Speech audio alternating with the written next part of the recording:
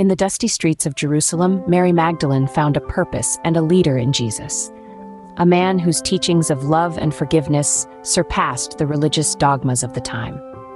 Her life, marked by darkness and societal disdain, was forever altered by Jesus' compassion.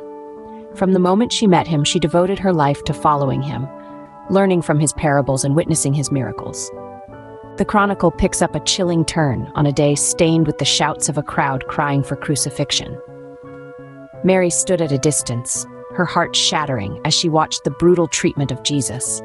With each hammer fall that drove nails into his flesh, a part of Mary broke away.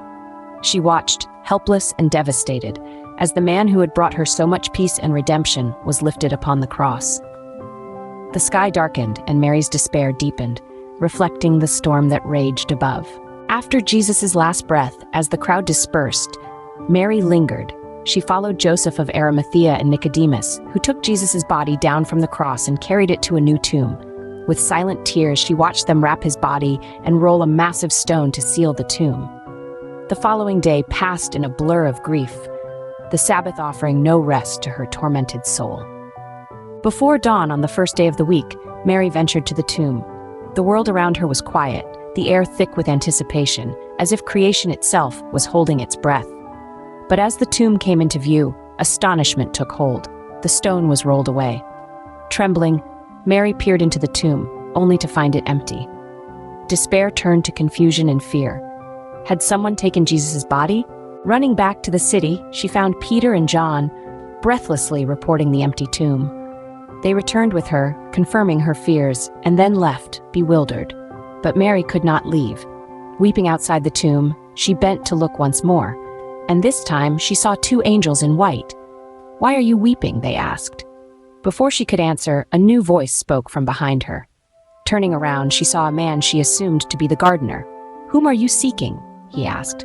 Grief-stricken and desperate, she pleaded for answers, not recognizing him until he said her name, Mary.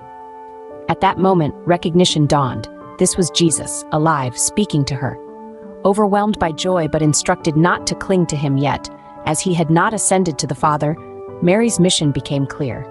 Jesus entrusted her with the most significant message. "Go to my brothers and say to them, I am ascending to my Father and your Father, to my God and your God." Mary ran back to the disciples, the first evangelist of the resurrection, proclaiming, "I have seen the Lord."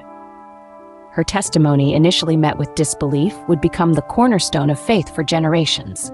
Mary Magdalene's journey from the depths of despair at the foot of the cross to the joy of the resurrection morning paints a vivid picture of steadfast faith and devotion.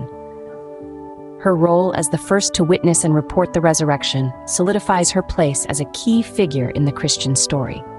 Through her eyes, the miracle of the resurrection unfolds, offering hope and renewal to all who believe.